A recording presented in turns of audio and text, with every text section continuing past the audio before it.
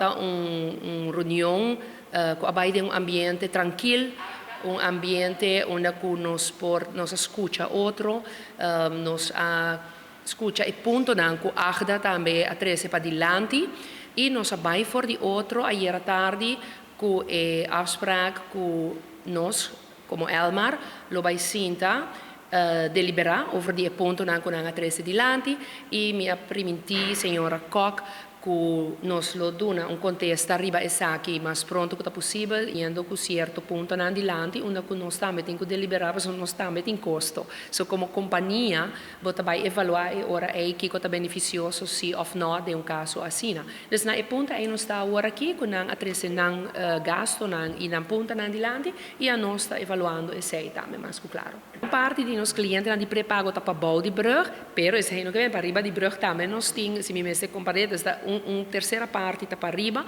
e duas terceira parte está para bouw. Dus wat ik bij ook naturalmente porque ajuda como companhia e persona aqui também. Dus sim, nós ponto aqui seguro tá riba mesa para discussão, absoluto. Nós papia par de dia acaba de rover que outro lugar lo portino, stel que nós não chega a acordo com a pump stations. O contrato não, mas não contrato individual com cada pump station. Tur a vence, para sobre ora bota papia de vence, bota papia de termijn que o contrato bota válido.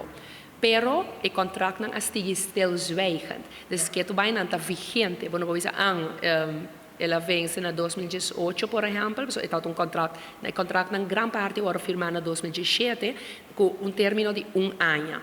Dus eigenlijk 2018 não a vence.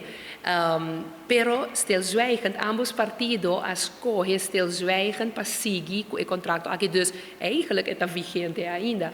Dus se você terminar o contrato aqui, você tem que seguir a procedura também, maneira como está para terminar um contrato. A trobe se tem cambio durante o fim de semana, sobre a espera de contexto de agda, nos lo avisa sem falta.